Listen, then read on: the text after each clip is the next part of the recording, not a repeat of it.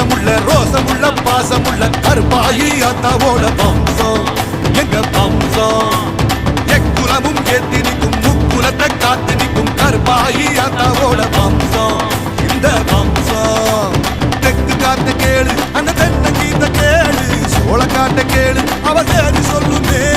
அச்சம் இங்கு இல்ல அது மிச்சமேதும் இல்ல